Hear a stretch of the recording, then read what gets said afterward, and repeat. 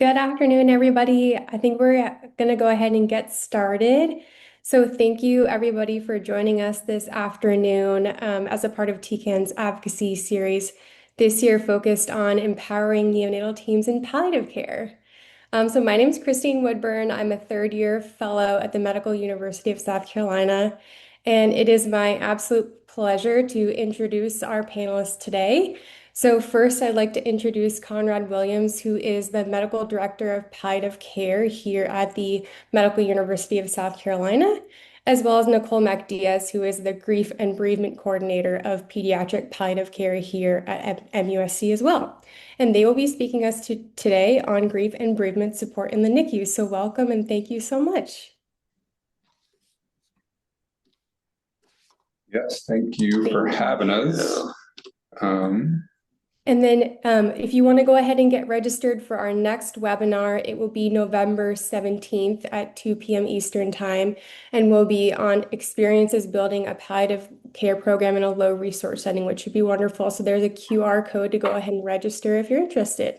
There's also QR codes to our website for our advocacy campaign, as well as the TCAN advocacy website as well.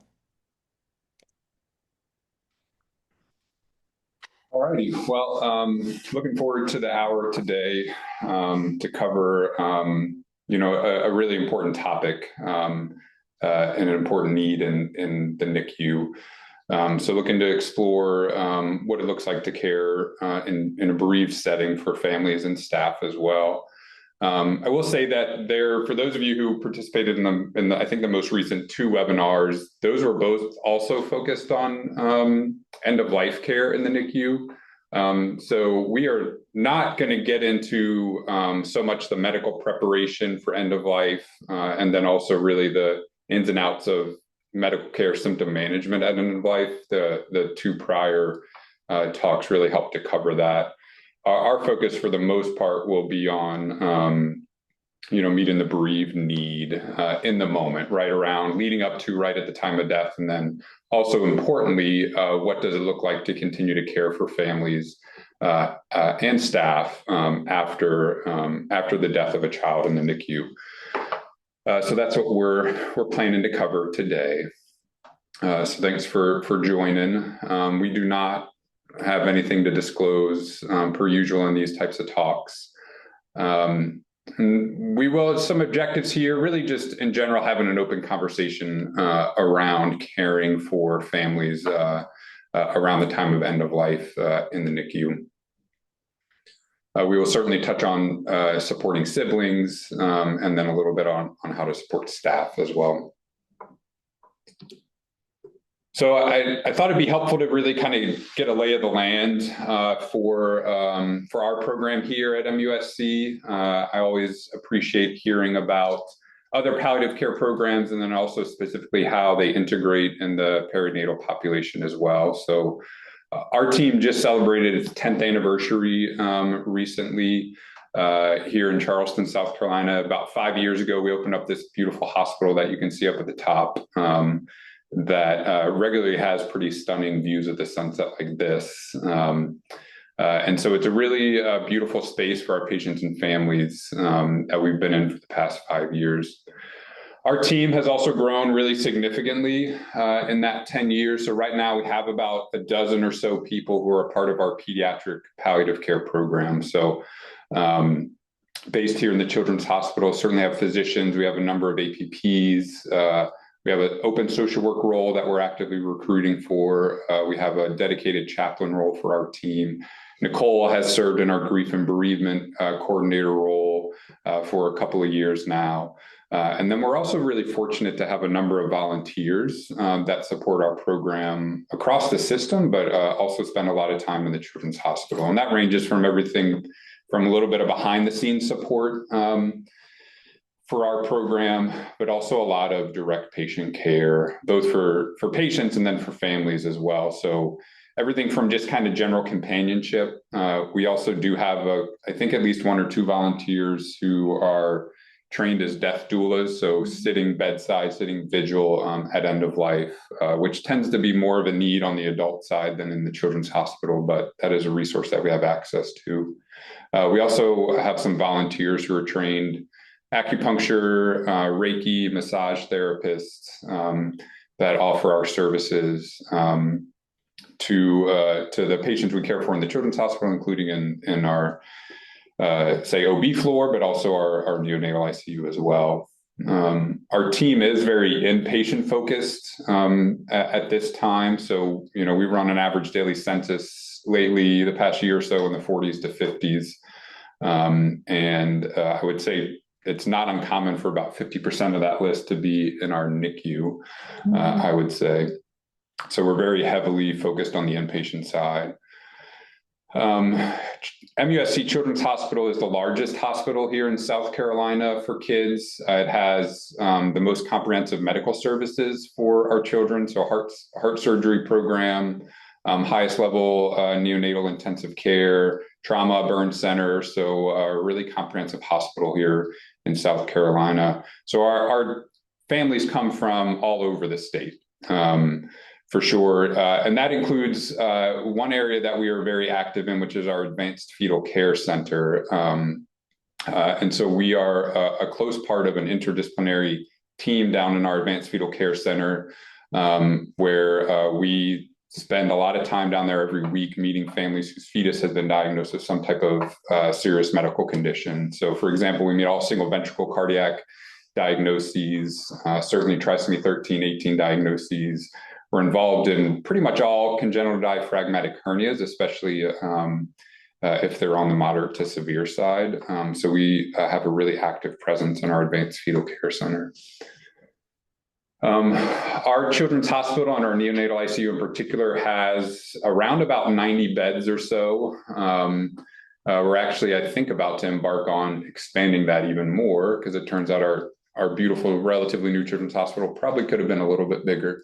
And so there will be a little bit of growth in our NICU beds. We are technically a women's and children's hospital. So in the same building, we have our labor and delivery services, both normal newborn nursery, but then certainly our high-risk deliveries that occur here in the hospital as well, which makes integrated care relatively seamless.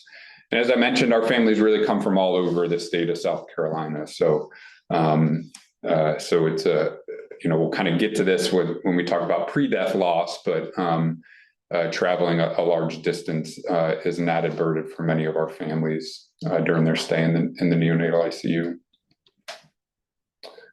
I think, although I'm 100% biased, I think we have really incredible and I wouldn't say unrivaled perinatal palliative care services, but we have developed a really a wonderful collaboration and integration both with our Advanced Fetal Care Center and our neonatal service as well. So I talked a little bit about the Fetal Care Center already. It is multidisciplinary. It is led by our maternal fetal medicine colleagues.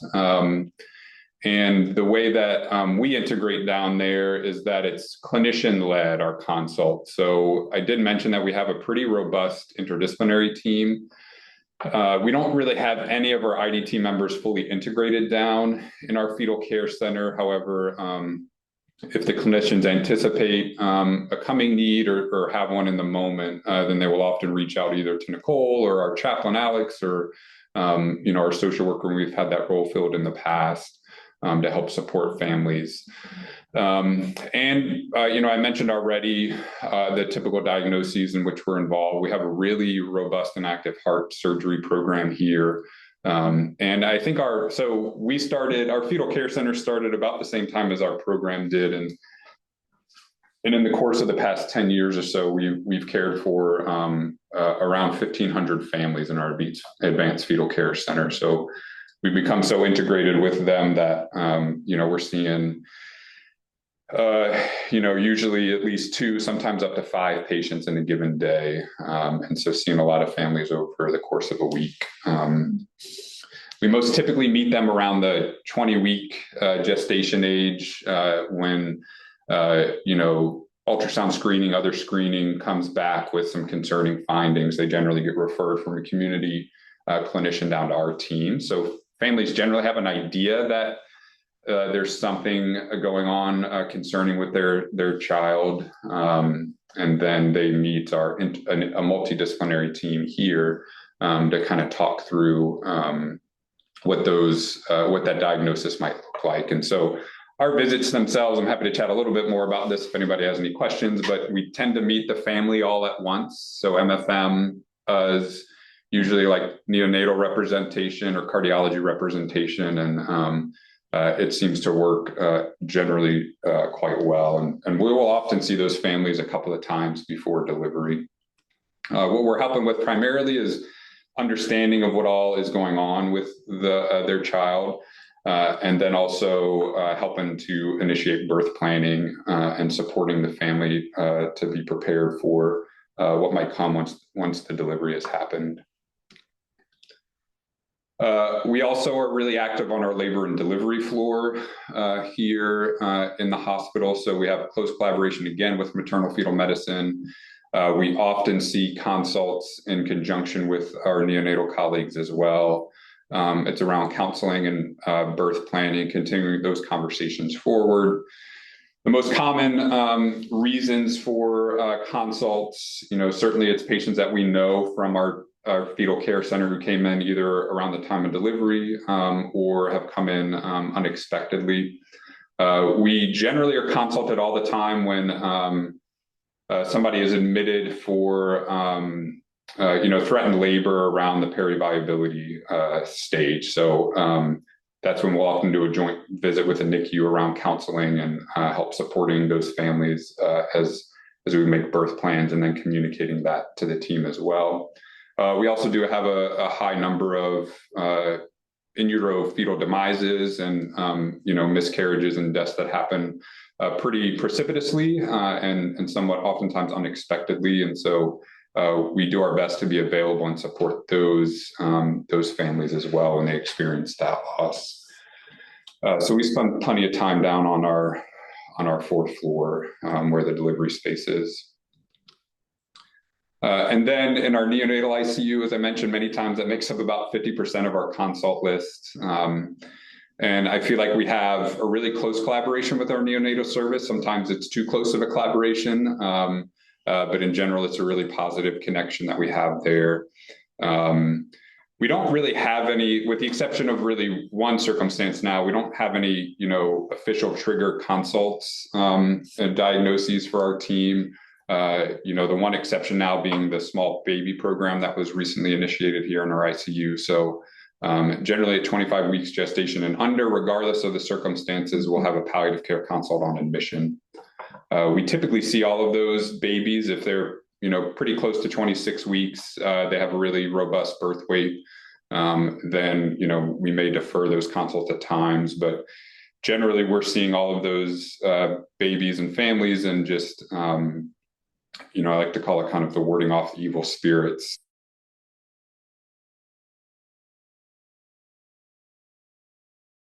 And certainly see a fair amount of HIE consults as well. And then anytime ECMO is kind of threatened or happens, we tend to be consulted to support families in those circumstances as well.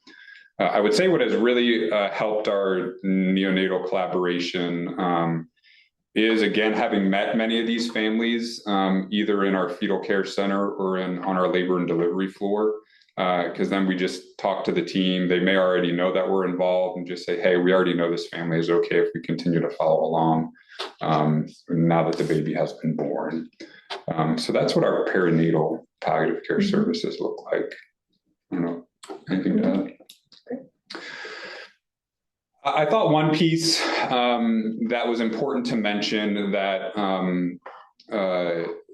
we all see a lot in this field, and I was fortunate about 6 or 7 years ago to be a part of a multi-site research study, is that certainly grief is not all about bereaved situations or death situations. So as I'm sure everybody on this call is aware, is that really grief manifests and starts at the time of diagnosis. And so there is a lot of loss that families, either during pregnancy or after delivery, that comes along when they learn that their child has some type of serious medical condition. So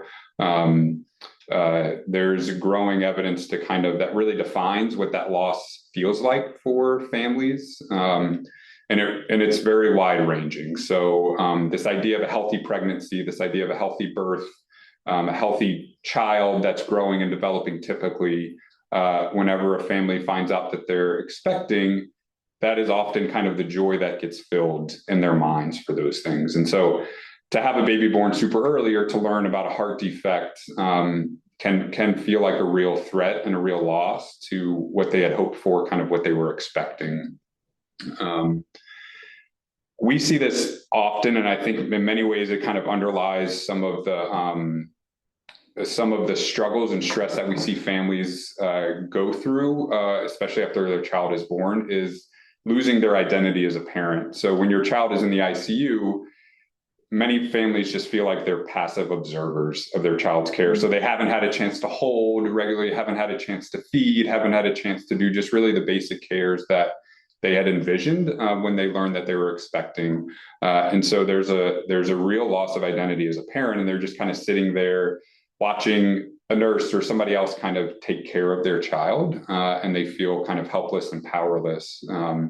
And that can be a real struggle for families internally. It can lead to, it heightens the risk for, in some ways, the potential for strained, dynamics between, say, a parent and the care team when that grief is kind of underlying it.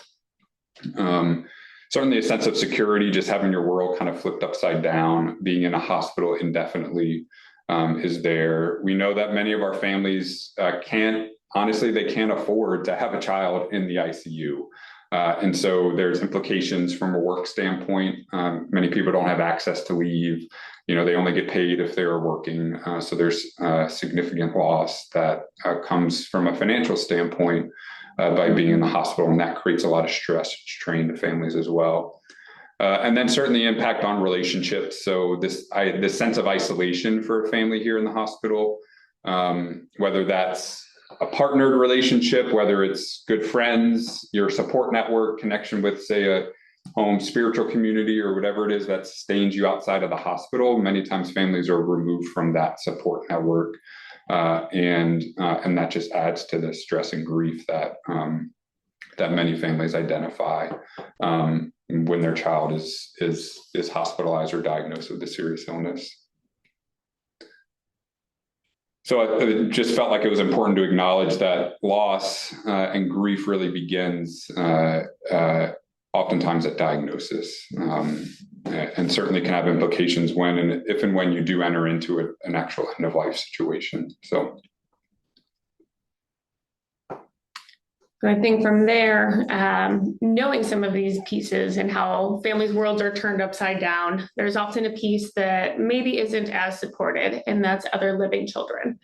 I've been a child life specialist for almost 15 years now, and this is something that's been really close to my heart, is what are the sibling needs? And so I wanted to take a good chunk here just to pull some of this, just to kind of make you all aware that, yes, we might do a great job supporting families in the hospital and in the time of bereavement, before and after.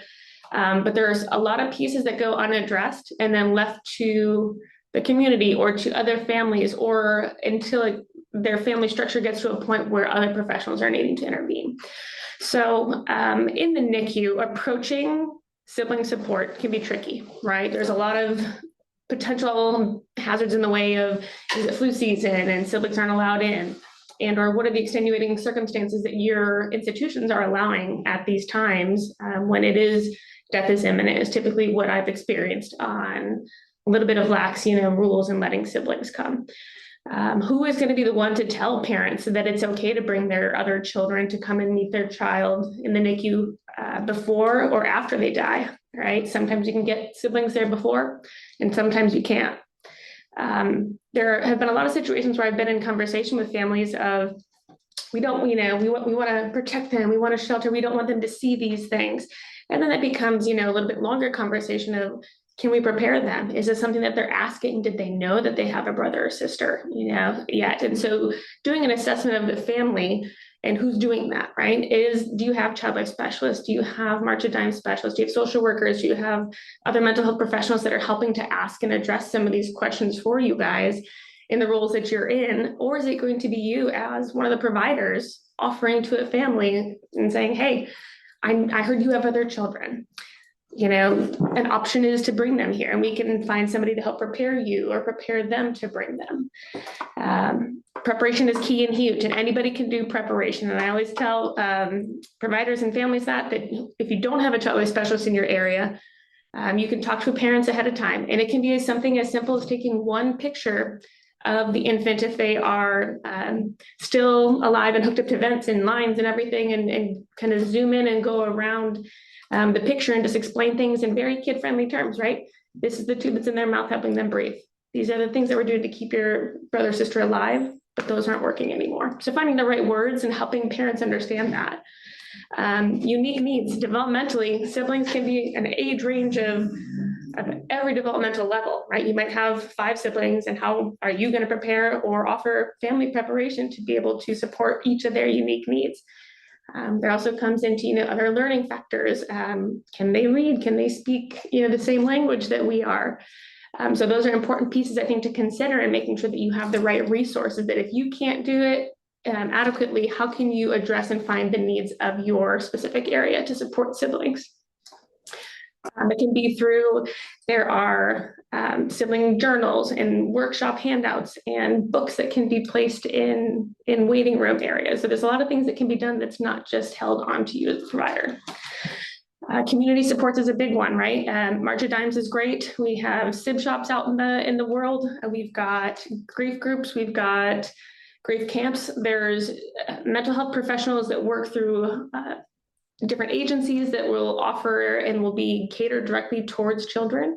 So I think that these are all really great things to be aware of, that it might not be you addressing that, but in follow-up, maybe you're able to have these conversations with the family or pass it on to the grief and bereavement coordinator or a social worker who might be helping to follow up with this family after they discharge, or in some cases when they die and they don't have anybody else to reach out to. School reintegration is a big one. Some hospitals and programs have really great school supports, and they have teachers within their hospital that can help families reach out to the schools for them. Sometimes it's, hey, mom or dad, do you have somebody that you can task to reach out to the school and pull the children from school today, and maybe, have them be out for the rest of the week to allow your family the intimate grief space that you guys are going to need for this week and going into the weekend. And then, the positivity piece of the one-on-one, right? Kids they want attention, they want the love from their core people. And so encouraging parents that even in the NICU, knowing that it might be coming, right, that death might be coming sooner than later, can they still make special one-on-one time, and when, right? And giving it a great just knowledge base of, hey, when I get home from the hospital today, I'm going to take you and we're going to go have dinner. Or this weekend, we're going to spend time and go to the library and pick out a special book. So just finding whatever that special one-on-one time is. So I'm hoping you guys have some good questions surrounding siblings. So if you have those, kind of tap them and keep them in your brain as I move through some other pieces. So I get a lot of questions in the spaces before, during, and after death of what's next and how do we guide families through these pieces. Now, I know that you all have done this and you've been a part of some of these, and you've, I'm sure, felt this has gone really well, or, ooh, that could have been better. I think in our palliative world, we do a really great job of being patient, right? And we often talk about our palliative pause. The thing about death that I've found is that there's always a natural transition for families. In a rare case, in a rare one-off, it's somebody that needs to be guided to the right question of, is there anybody else that you would like here? How can we help you in this moment? So there's questions that can help within those natural transitions. But I think one of the big things is timing and helping families to better understand possibly what it feels like for them in that scenario, right? For example, we just recently had an infant that died who the parents were in the room and they were asking when everybody was going to leave. The entire team was in there just staring at them, right? And so the team took the cue and they stepped out and they said, how long do we have? Are they waiting to take the baby? Or like, nope, just reassuring them that there's no rush. Some hospitals will have a 24 to 48-hour grace period. Some hospitals don't have a time period after a child dies. I would hope that you can work with your institutions and make sure that that isn't a guiding factor as families are navigating death and grieving.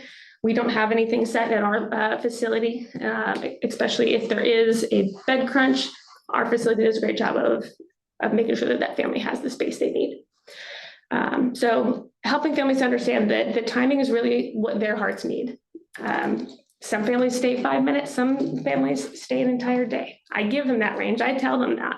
That way they know that they don't have to feel guilty for staying or guilty for leaving because they can't stay in that space much longer, because they just mentally, it's not well for them and they don't want to see their child change and progress through the different phases of postmortem. So again, with natural transitions, it becomes visitors, right? If you're needing to help families process and go through some of this, is there anybody you'd like us to call for you? Also, in that same regard, if you have visitor lists, making sure that your leaders are aware that there might be some more visitors coming that might not be on the list and getting that approved. Comfortable spaces, we're working on potentially in the future, my big dreams here of having a fully integrated bereavement room. Some places have that where they can transition families so that they have that protected space. Sometimes, as you may know, different NICUs, you have pods and you have, isolated areas where they can have unfiltered just time with their baby. I think one of the hardest things is that I witness oftentimes is a baby dies and they still are connected to lots of lines and tubes. And how do we navigate getting through the medical pieces of disconnecting and taking things out, as long as it's not a coroner case, and really just giving parents the time to hold who maybe haven't held before or who are scared to hold because they haven't held and they're worried they're going to hurt, a piece of their body, even though they've already been declared deceased. So making sure that we can create that space, and that might be getting a big bed in there, making sure there's a chair that fits the mother, making sure that there's pillows and blankets. Sometimes it's lighting, sometimes it's temperature in the room. So it's just things that we can definitely be really aware of. The best person to talk to, I think, in end-of-life situations, oftentimes for me feels like it's not the mother, right? And sometimes it is. Sometimes the mother, of the baby really wants to be the person that is guiding and planning and doing those things.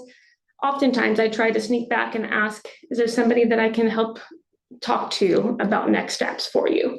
And sometimes that's the other parent of the deceased. Sometimes it's an aunt, sometimes it's a grandparent, sometimes it's the parents combined together. And so just knowing that can be helpful for the family and then also for your staff, so you know who you're going to be following up with in that person.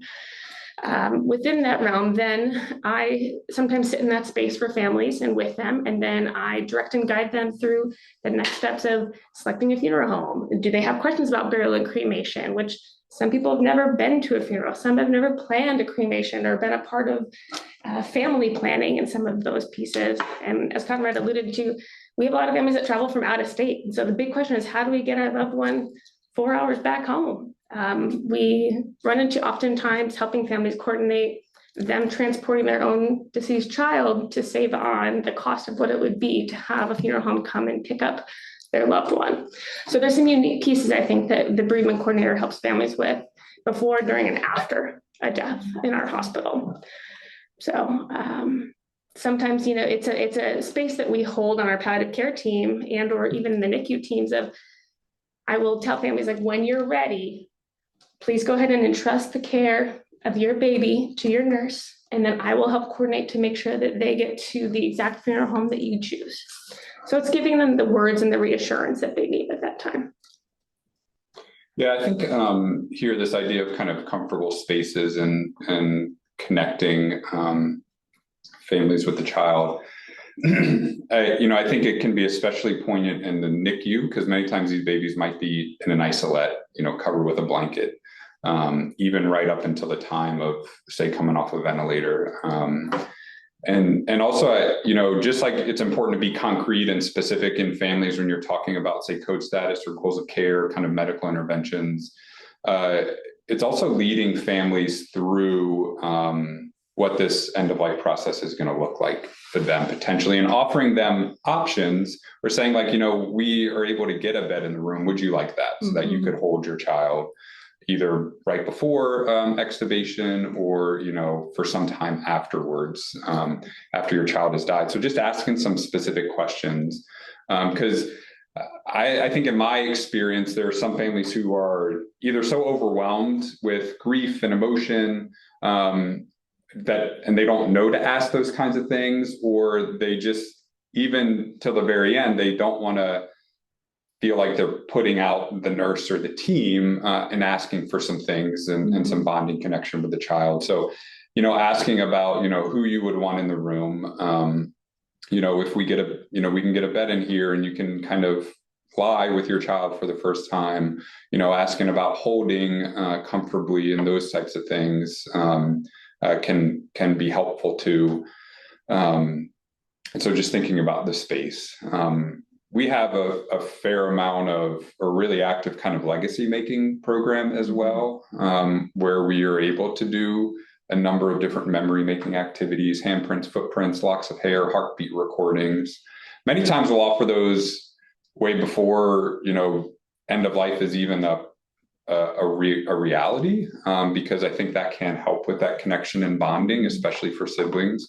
But those can be especially poignant at end of life as well. For most families, there are some families that I think, for whatever reason, really resist the idea of that. But I think the grief experience definitely plays out that even though families might resist that initially, many times if it's done and shared with them at a later date, a year or so down the line, that they find that to be a meaningful connection. So offering that type of connection and bonding, I think, can be helpful too. Great. So I put this slide together because I think that there are a lot of things that after a death occurs in the NICU, in this scenario, there's a lot of things that I often am like, okay, how did I perceive that to be for that family? Was it what they needed? What could we have done better? And so these are some, hopefully, I think that if you were to take anything away from our talk today, I hope that you really look into some of these pieces, because these are the things that can really make an experience for a family and be that extra intentionality that they maybe wouldn't have received or thought of, or maybe would have had a negative experience otherwise.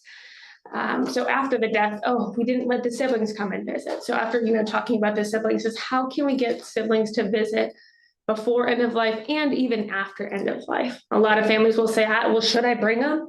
And who's going to address that question on your team? And if a parent asks you, do you feel comfortable, saying, yes, I think you should? Because in a child development and just a global perspective, the more opportunities siblings are given to experience exactly what it is that's happening, the better they're going to cope in the long run.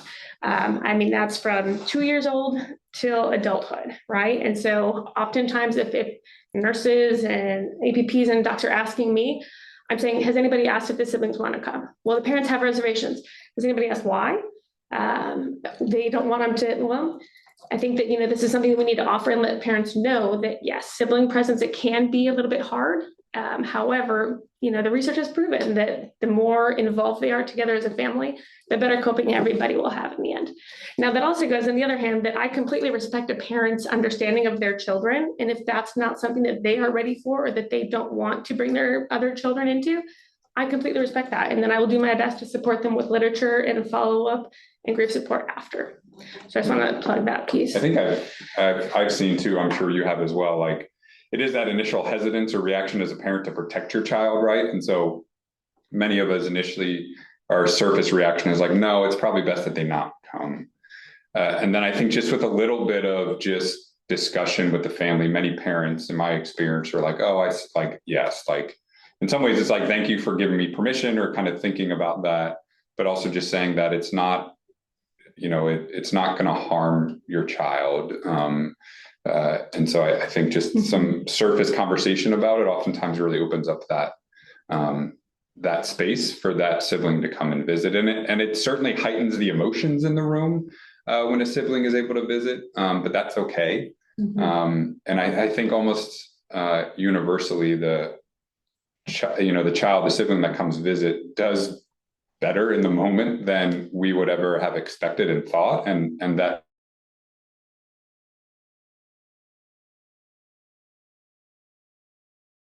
in some ways bring a lot of, I think, joy and beauty to these heartbreaking circumstances. I would agree. It's like 90% of, the follow-up is like, oh, I'm so glad we had them come. Yeah. And I think too, again, to talk about the legacy making, there's a number of opportunities there to integrate, shared footprints or handprints, those types of things that that really kind of depict that family as a family, including that child who has died, for years to come. Then also can be that connection to that, especially if it's a younger sibling, as that sibling gets older and learns more and more about what that experience was like and learns more about their brother or sister who has died, then they have a tangible kind of connection to them that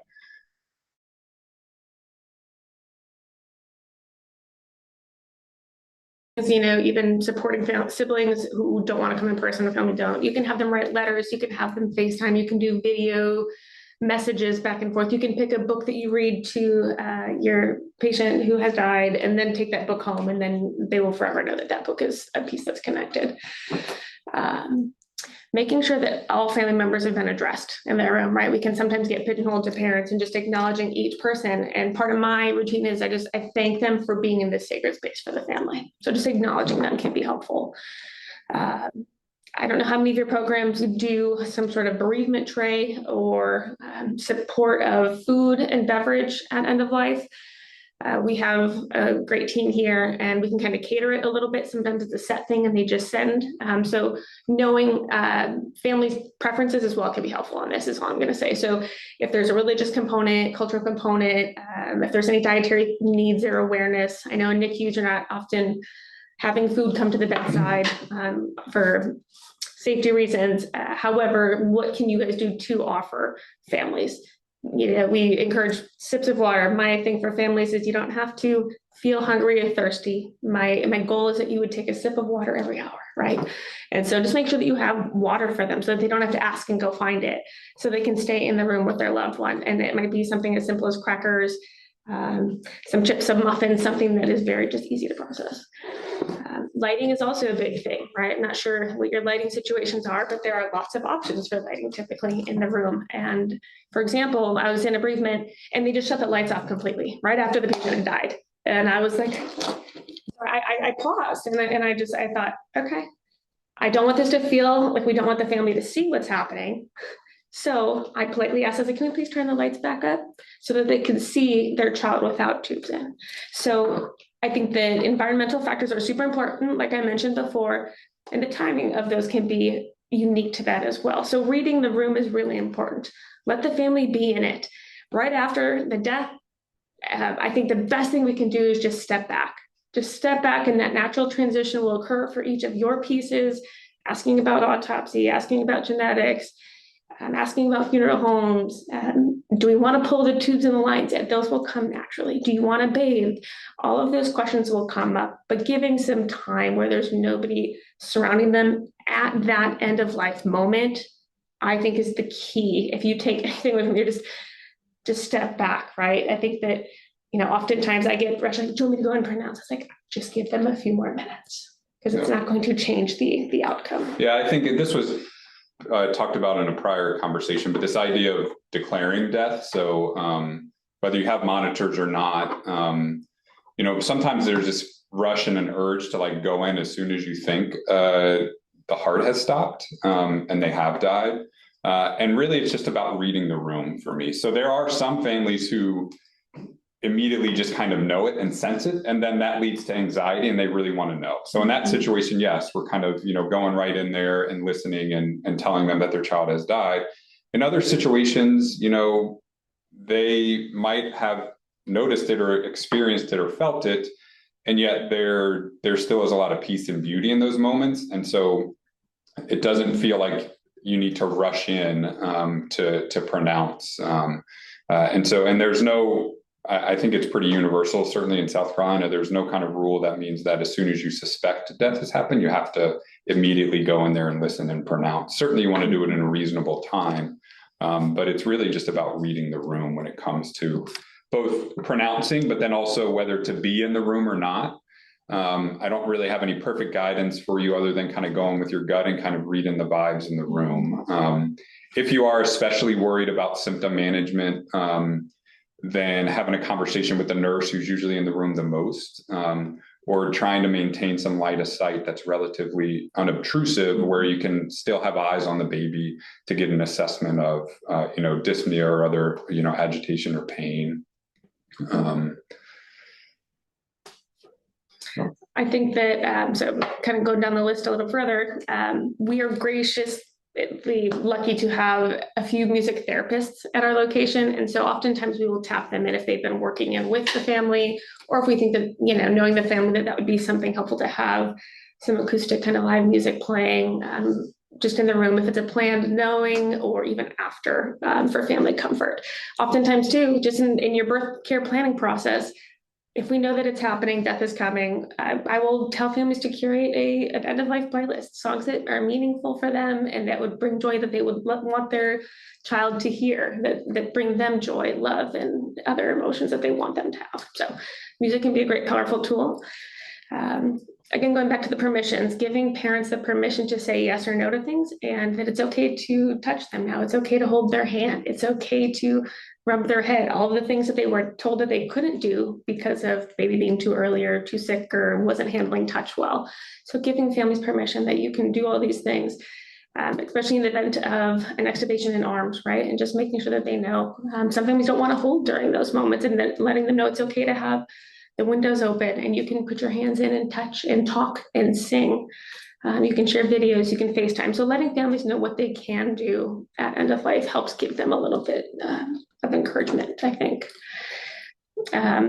Unit care team members is another piece that I think I just wanted to slide in there, that a death really is like a ripple effect, right, in healthcare. That there are so many people that have touched this one cute little family that we maybe sometimes forget.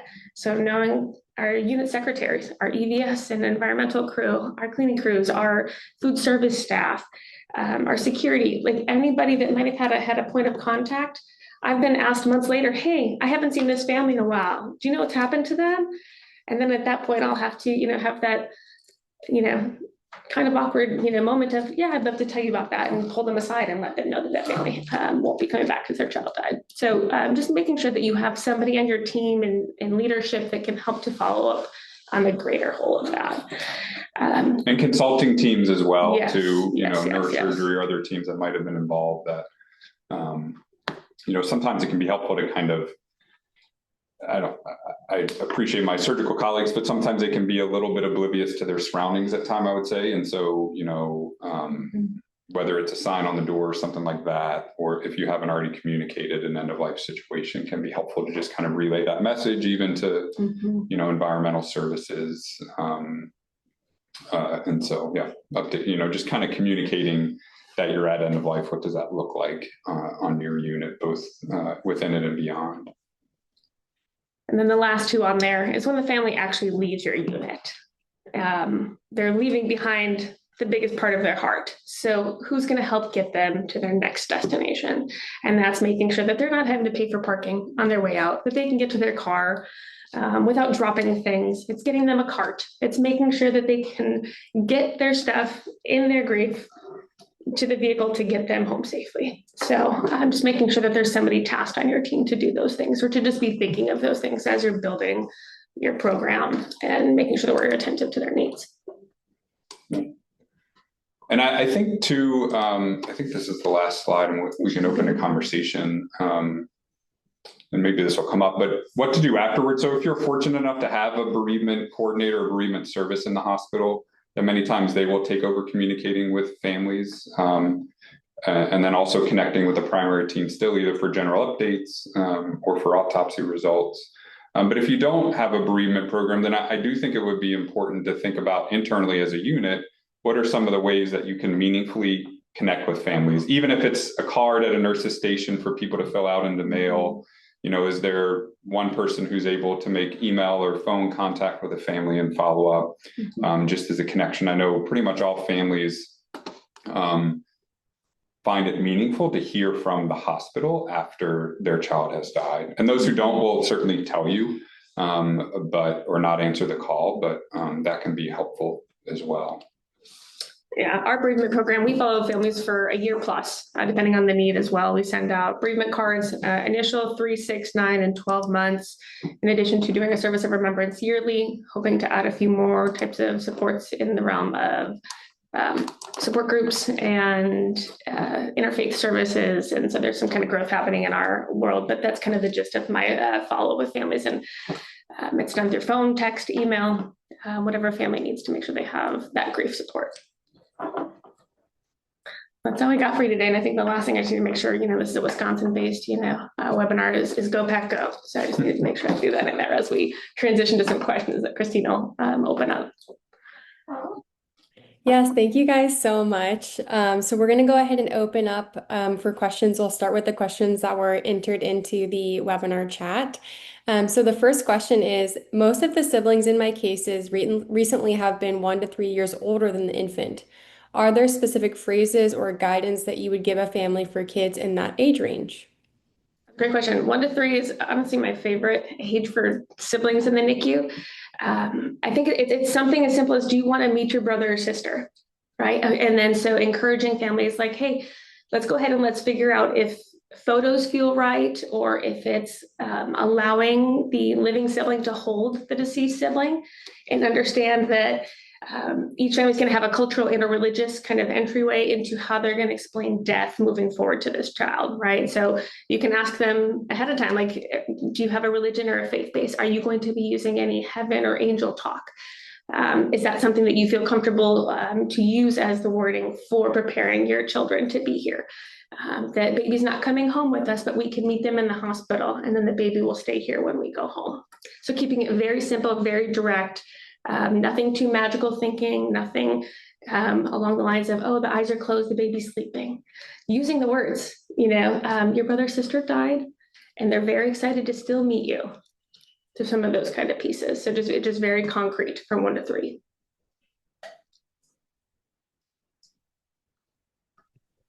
Great. The next question is, Nicole, when do you get introduced to the families? Right away with the palliative team or at end of life? How do you decide what to do versus what the social, I'm assuming this is pediatric social work does at end of life? Yes, very much so. So I use the entry point of, I wear a lot of hats on our palliative care team.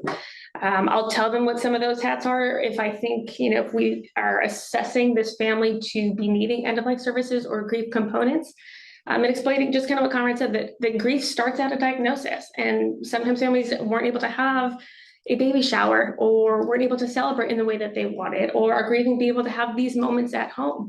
Part of my role can also be helping with a connection piece, and then helping you understand the next steps should your child die earlier than we would like. So I get introduced often with the whole team. Yeah, I would say too, just to be very honest, I think it's still something that our team is figuring out. Just from, I could give probably a whole different talk about the interdisciplinary nature of our work, which is both beautiful, but also difficult, because where does the role of a social worker start and end versus a grief and bereavement coordinator versus a chaplain, right? There are so many spiritual threads and themes that come into play around end of life. With our team, our social worker and our chaplain tend to get introduced to our families earlier than Nicole will in her role. And so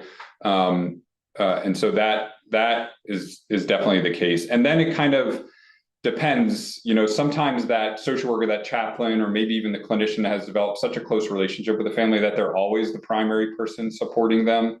But many times Nicole will kind of step in as that support person. And so for me, again, this maybe not be very helpful. I kind of go with my gut to say, you know what, this is a situation in which I should really introduce Nicole to this service. And sometimes we do use her background as a child life specialist as a bit of a foot in the door, knowing that their siblings or the child might be having specific questions. In that situation, she's kind of a foot in the door as well.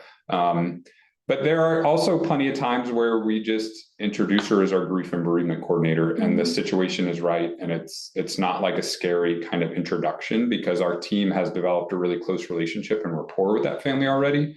And so that connection just makes sense. But I promise you, we are not perfect, and it's trying to figure out how to appropriately bring in our interdisciplinary team is very much something that we struggle with at times here.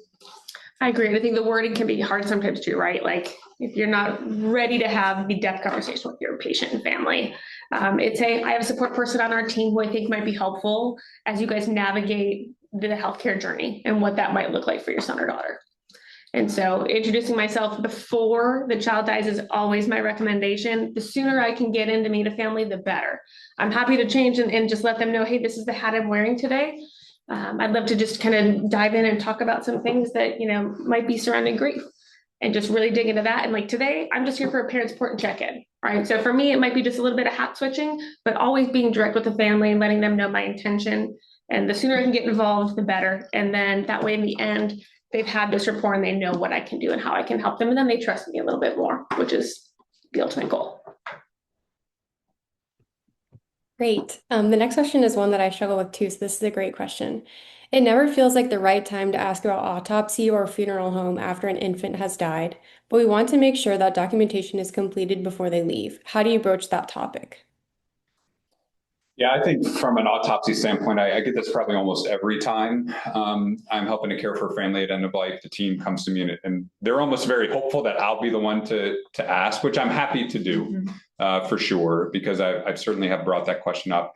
It's a lot simpler than you think. And so my approach with families is always, I tell the families, I say, listen, in these situations, parents always have the right to an autopsy. That sometimes can offer, an answer as to what happened to your child. Sometimes it doesn't. Is that something that you've thought of or that you're interested in? And I leave it at that. Many times I'll tell you, when I say autopsy, the family has already shaken their head no. But there are often situations where the family does want to know more about it. I think it's important, many times I'll talk to the primary team to say, hey, in this situation, do you think an autopsy is helpful or not from a medical standpoint? I don't see that a whole lot in the NICU sometimes, for sure. So many times I'll check in with the primary team first, but then also being clear with families that it could offer a potential answer. There's no guarantee. But if you feel medically that you have a very clear idea as to what was the cause of that child's end of life, then I think it's important to share that, to say, I don't think an autopsy is going to add any more information than what we already know. However, if that is something that you would like, then, it certainly is something that we would provide. And so we try to ask that before families leave, mainly because here at MUSC, the process for doing it through phone consent is just a lot more complicated. It has to be recorded and it's a bit of a hassle. So yeah, I just go in and I say, listen, usually it's after the death has happened. Sometimes it's before, especially if, family has asked questions around organ donation or things like that, then I'll bring it up if the moment feels right. But usually it's after a death, and I'll just say, you have a right to request an autopsy. Is that something that you're interested in? And just leave it at that. Leave it, pretty simply there. And then I think autopsy follow-up is another important piece that Nicole has found herself kind of pulled into, for better or for worse. So many, I'll tell this to families too, many times it takes 2 months at least, sometimes longer, depending on the testing that's done, for those final results to come back. And then the question is, well, who's going to deliver that news to the family? Sometimes they can get those results through my chart.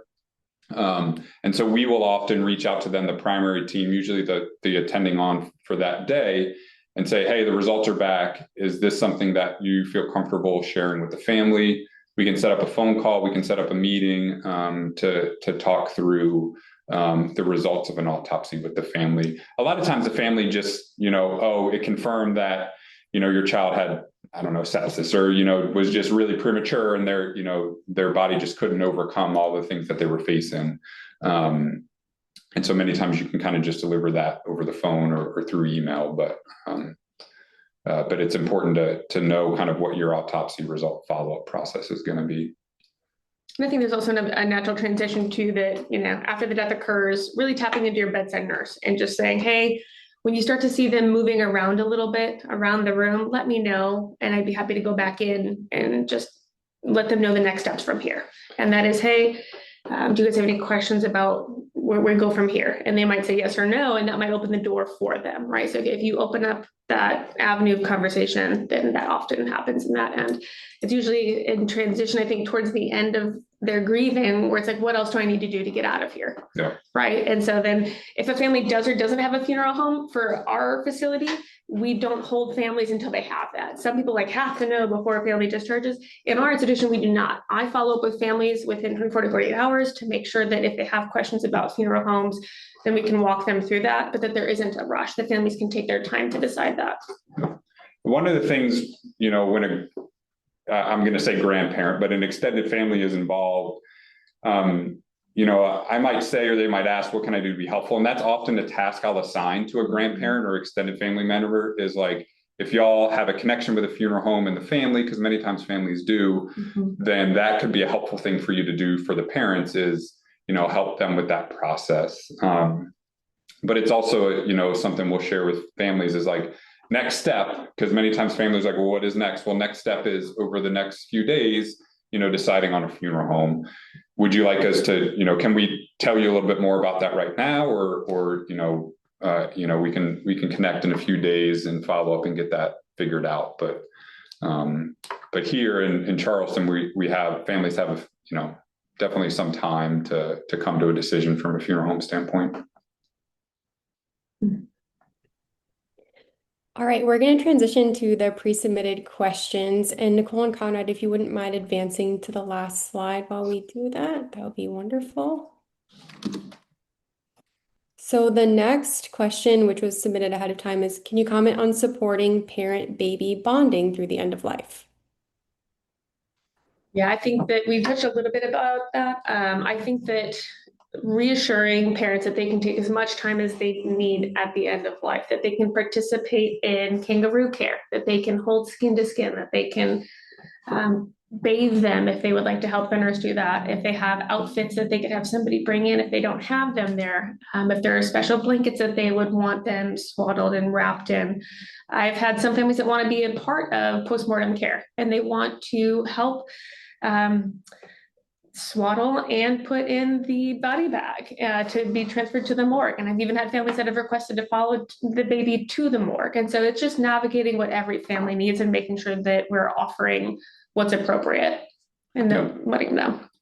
Because many times, hopefully not, but many times that is the first time they might have had a chance to hold or had a chance to bathe their child. Even depending on the circumstances, it might be reasonable to offer and meaningful to offer, like going to breast, or, if it's, not, there's no concern about distressing symptoms and things like that. Those can be comforting things to offer as well that many times families don't think to ask about. Great.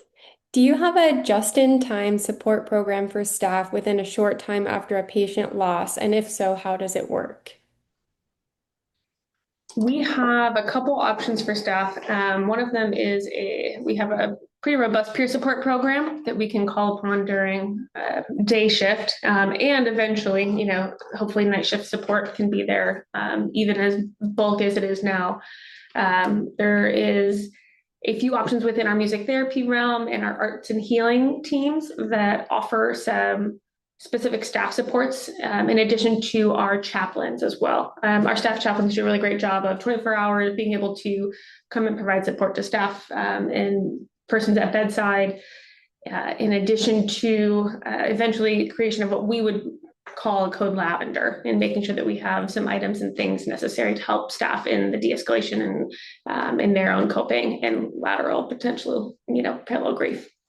We do have an employee health and wellness and resiliency program here as well that can offer, debriefs from more processing and emotional standpoint.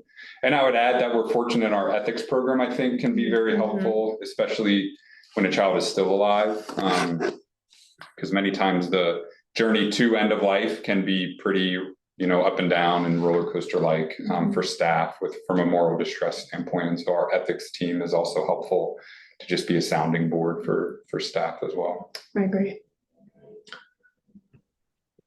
Are there more in-depth courses or programs to help with developing and maintaining perinatal bereavement programs?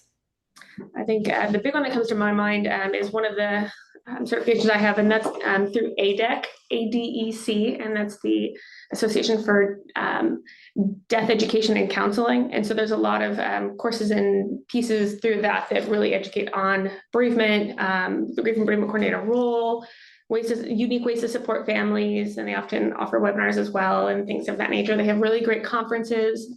So I'm hoping to go this next year, the year after, and present a few things. So hopefully you go and I'll see you there. But so that would be my biggest one to push, is that, and then just making sure that you're tapping into like our CAPC and some of our other like webinar-based supports. Great. And there's one last question that popped up in our webinar Q&A. Someone was asking if parents are able to take their dead neonate home. That is based on state, but yes, they can. So looking at your local guidelines, talking with your director of your morgue services, all of our babies have to make a stop in the morgue legally to make sure that we are doing and checking all of the right boxes of, yes, this is your child, this is who you're taking home. And then we fill out what's called our BRT, which is our transport paperwork, so that a parent can take them home to bury potentially on land, and or to transport themselves to then coordinate with a local funeral home for burial processes. But then it then has to be filed with DHEC. So there are just a few kind of laws and regulations that we guide families on if that's the case that they would like to do. So I would just say, look at your local and state legislature, and just make sure you're following that.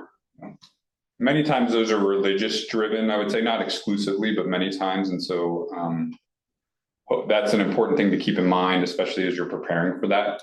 So there may be, depending on the faith, maybe, like in the Islamic faith, it's many families desire to bury, before sundown, those types of things. So it's really just asking, I think also important to not just have a blanket assumption that if you're Catholic or Islam, Muslim, that you're going to approach it in this form or fashion. But I think an important piece is to ask, as you're preparing families, are there any things from a spiritual religious standpoint that we should be mindful of? Correct. Moving forward, but it's certainly possible for our families to do private transport of the body. That's a great point. So I think that's all the questions we have. So thank you so much, Nicole and Conrad, for putting together this webinar for us. It was incredibly insightful and helpful, and I appreciate your time. Up on the screen, we have QR codes for evaluating this webinar, registering for CME credit or your maintenance of certification questions, as well as registering for our next webinar, which will be on November 17th at 2 p.m. Eastern Time. We would love for you all to join us. Thank you, everybody, so much. Bye.